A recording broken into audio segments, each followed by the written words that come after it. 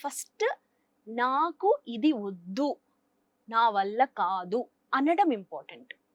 ఆ నా వల్ల కావట్లేదు అంటే పెయిన్‌కి ఒక హద్దు ఉంటుంది. అదే హ్యాపీనెస్‌కి హద్దు ఉండదు. మీరు ఆలోచిస్తే అవును. ఎక్స్‌పీరియన్స్‌లో అవును. హ్యాపీనెస్ ఇంకా కావాలి అనుకుంటాం.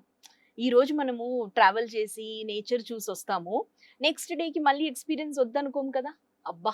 ఎంత బాగుందో, ఇంకా మంచి ప్రదేశానికి వెళ్ళాలి ఈసారి అనుకుంటాం కదా! అదే పెయిన్ ఉందనుకోండి, అలా అనుకోం కదా! అబ్బా!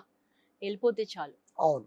సో, ఇక్కడ ఈ పెయిన్‌ని ఫస్ట్ మనం రికగ్నైజ్ చేసుకోవాలి. ఏ ఉంటదిలే, ఇట్లాగే ఉంటదేమో లైఫ్ అనుకుంటే అవ్వదు. ఇంక అంతే life. So, first thing is awareness. Awareness రావాలి. అంటే దీనివల్ల నాకు నా బాడీలోని సెల్స్ పాడవుతున్నాయి. హెల్త్ పాడవుతుంది. నా రిలేషన్‌షిప్‌లో నేను అనుకున్నది నేను సాధించలేకపోతున్నాను. ఇలాంటి ఒక రియలైజేషన్ అనేది ఫస్ట్ స్టెప్ మధుగారు. అది నాకు ఎప్పుడొచ్చిందంటే ఆల్‌మోస్ట్ మొత్తం డిప్రెషన్ స్టేట్‌కెళ్ళిన తర్వాత వచ్చింది. హ్మ్. ఎలా అనుభవహితంగానే తత్వం బోధపడదు. అనుభవం అంతే.